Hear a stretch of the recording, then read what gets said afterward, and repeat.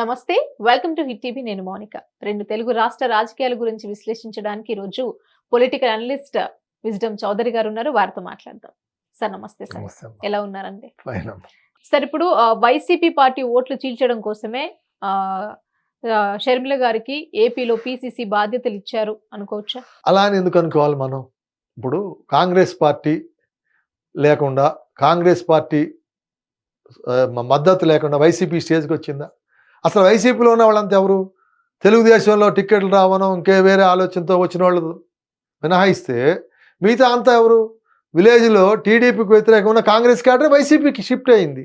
ఇప్పుడు బొత్స దగ్గర నుంచి మొత్తం ప్రతి వాళ్ళు, సుభాష్ చంద్రబోస్ గారి నుంచి మోపిదేవి వెంకటరామ అటు పెద్దిరెడ్డి, ప్రతి వాళ్ళు వైసీపీలో ఉన్న 90%, ఓ 10% టీడీపీతో వచ్చి ఉండొచ్చు, కానీ ఆయారు 90% గ్రౌండ్ లెవెల్ క్యాడర్ కూడా కాంగ్రెస్ పార్టీ నుంచి వచ్చిన వాళ్ళే. నీకు అసలు కాంగ్రెస్ పార్టీలో అయితే వైసీపీ ఎక్కడ ఉంది?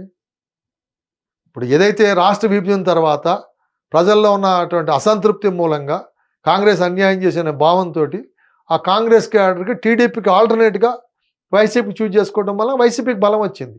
లేకపోతే వైసీపీ ఎక్కడ ఉంది? జగన్మోహన్ రెడ్డిని, రాజశేఖర్ని చూసి ఎంతమంది వస్తారు? 5%, 10% వస్తారు. మిగతా జనం రారు కదా. నీకు వచ్చిన 50%లో మరి 40% నిన్ను చూసి, మీరు ఆయన చూసి అది రాలా. అది టీడీపీకి వ్యతిరేక వర్గం అంతా నీకు ర్యాలీ అయింది. అది అప్పుడున్నటువంటి ప్రభుత్వ వ్యతిరేక విధానాల మూలంగా కానీ, ప్రభుత్వంలో జరిగిన సంఘటనలతో అసంతృప్తి ఉన్న వర్గాలు కానీ వాళ్ళందరూ నీకు షిఫ్ట్ అవ్వబట్టి వచ్చారు.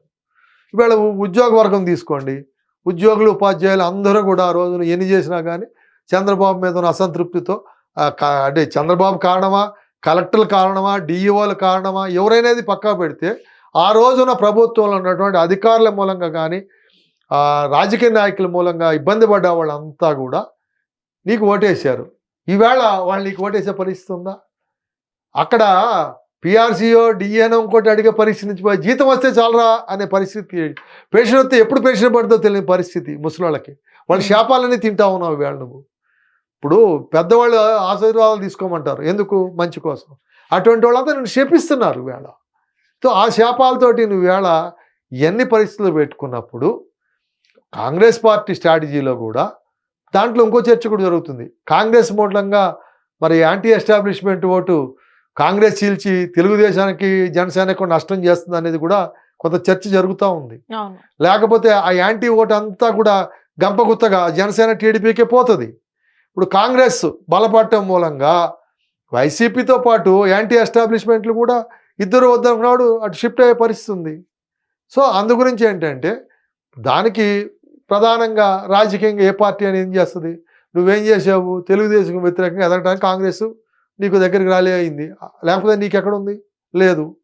సో ఆ రోజు కాంగ్రెస్ పార్టీ అధికారంలో ఉండి రోసయ్య గారు, కిరణ్ కుమార్ రెడ్డి గారు నీకు సహకరించకపోతే నువ్వు ఆధారపాత చేయగలవా? జనాలు తిరగలిగేవాడవా? ఈవేళ నువ్వు ఏదైతే అణచివేత విధానాలు, సాచి విధానాలు కనుక ఆ రోజు కనుక వాళ్ళు పాటించి ఉన్నట్టయితే నీకు ఈ పరిస్థితి ఉండేదా? లేదు కదా. నీ అదేవిధంగా తెలుగుదేశం ప్రభుత్వం అధికారంలో వచ్చాక కూడా నీకు ఆ రకంగా అణచివేత విధానాలు లేకుండా కోఆపరేట్ చేయబట్టే కదా నువ్వు మళ్ళీ పాదయాత్రలు ఇంకోటి చేసుకోగలిగావు.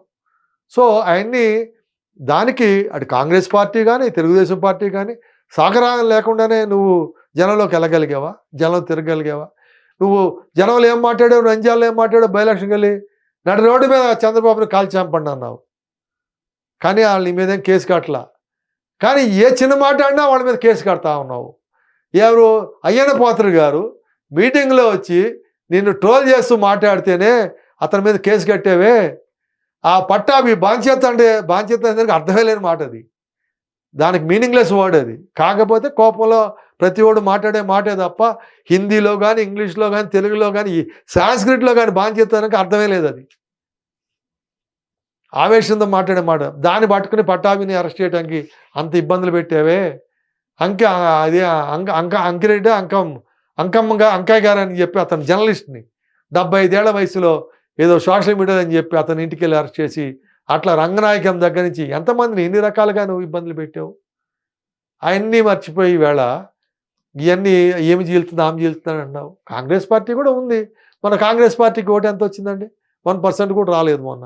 ఎందుకు? కాంగ్రెస్లో అంతకుముందు ఎలక్షన్స్లో అయితే 14 ఎలక్షన్లో కాంగ్రెస్కి కనీసం 2-3% వచ్చింది 2014లో. అంటే కాంగ్రెస్లో ఉన్న లీడర్లు టీడీపీలో కొంతమంది పోయారు, వైసీపీలో కొంతమంది పోయారు. కాబట్టి దాని మూలంగా కాంగ్రెస్ ఓటు అంతా 10% వైసీపీకి పోలా ఆ రోజున స్ప్లిట్ అయింది. అదే 19కి వచ్చేటప్పటికి మెజార్టీ కాంగ్రెస్ ఓటింగ్ అంతా కూడా 90% వైసీపీకి ర్యాలీ అయింది. గవర్నమెంట్ యాంటీ కానీ ఏదైనా కానీ వాళ్ళ మూలంగా కదా నువ్వు ఇవాళ వచ్చావు. అదే పరిస్థితి రాజకీయ పార్టీ ఏం చేస్తుంది, తన బలం పెంచుకునే ప్రయత్నం చేస్తుంది. ఆ ప్రయత్నంలో భాగంగా ఇవాళ రాజశేఖర రెడ్డి కొడుకుగా నువ్వు ఎస్టాబ్లిష్ అయ్యావు. అదే రాజశేఖర రెడ్డి లెగసీ నుంచి నీ చెల్లిని నిలబెడుతున్నారు వాళ్ళు. కాబట్టి వాళ్ళు వైఎస్ అభిమానుల్ని ఎవరైతే ఇప్పుడు వైఎస్ అభిమానులు ఉన్నారు వాళ్ళంతా నీకు ర్యాలీ అయ్యారు. ఇప్పుడు ఏమంటున్నారు, రాజశేఖర రెడ్డి ఎక్కడ, జగన్మోహన్ రెడ్డి ఎక్కడ? రాజశేఖర రెడ్డి మాతో చాలా అభిమానంగా ఉండేవాడు, వెళ్తే పలకరించి మాట్లాడేవాడు. వీళ్ళు అపాయింట్మెంట్లు లేవు, వీళ్ళు అసలు చాలా దారుణమైన పరిస్థితులు ఉన్నాయి. ఆ పరిస్థితుల్లో వైఎస్ అభిమానులు ఉన్న వాళ్ళంతా కూడా ఇవాళ జగన్కి ఓటేసే పరిస్థితి లేదు. ఆ డివిజన్ వస్తుంది.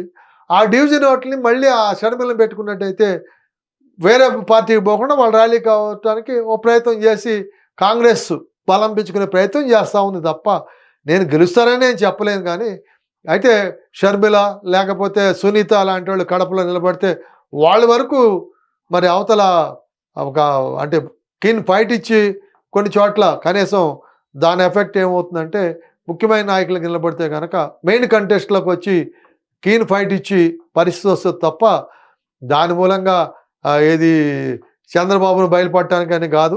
అది క్లియర్గా కాంగ్రెస్ తమ బలం పెంచుకునే భాగంలోనే అది ఎత్తుగడ రాజకీయ ఎత్తుగడలో ప్రతి వాళ్ళు చేస్తాడు. అదే కాంగ్రెస్ పార్టీ చేస్తూ ఉంది. ఇప్పుడు ఇక్కడ తెలంగాణలో బీఆర్ఎస్ ఏం చేసింది? బీఆర్ఎస్ ఎక్కడి నుంచి వచ్చింది? అసలు బీఆర్ఎస్ ఓట్లు 5%. మిగతా 40%, 30% ఎక్కడి నుంచి వచ్చినాయి? కాంగ్రెస్ నుంచి వచ్చినాయి, బీజేపీ నుంచి వచ్చినాయి. టీడీపీ నుంచి కాంగ్రెస్ నుంచి వచ్చే తప్ప బీజేపీ అంటే 1 or 2% ఫస్ట్ నుంచి. కాంగ్రెస్ నుంచి టీడీపీ నుంచి వచ్చే ఓట్లే కదా బీఆర్ఎస్కి. వీళ్ళ హైదరాబాద్లో కూడా గెలవలేకపోవడానికి కాంగ్రెస్ అదే కదా. టీడీపీ ఓటు ఏదైతే ఉందో, కాంగ్రెస్ ఓటు ఏదైతే ఉందో, బీఆర్ఎస్కి షిఫ్ట్ అయిపోయిన ఓటుని వెనక్కి తెచ్చుకోవడంలో సక్సెస్ కాలేకపోయారు వీళ్ళు. ఇప్పుడు కూడా ఏపీలో అంతే అవుతుంది. ఇప్పుడు హైదరాబాద్ సిటీ పరిస్థితి ఎట్లయితే ఉందో అదే పరిస్థితి ఆంధ్రప్రదేశ్లో కూడా.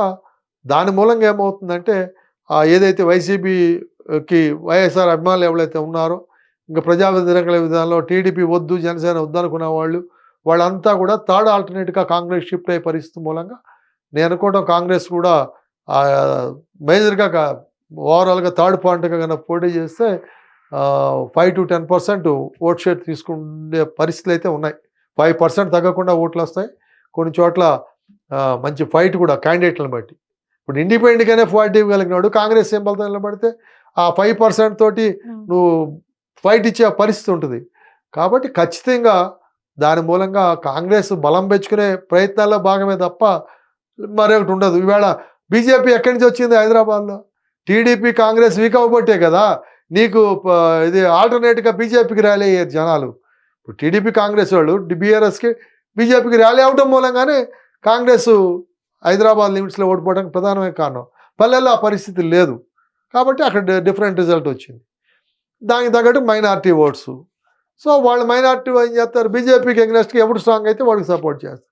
ఈవెన్ హైదరాబాద్లో కూడా మైనారిటీ ఓట్స్ కనుక మెజార్టీ కాంగ్రెస్ స్వింగ్ అయితే కనుక కాంగ్రెస్కి 10 సీట్లు గెలిచేది. కానీ వాళ్ళు బీఆర్ఎస్కే ర్యాలీ అయ్యారు, బీజేపీకి గెలవకూడదనే ఆలోచనతో.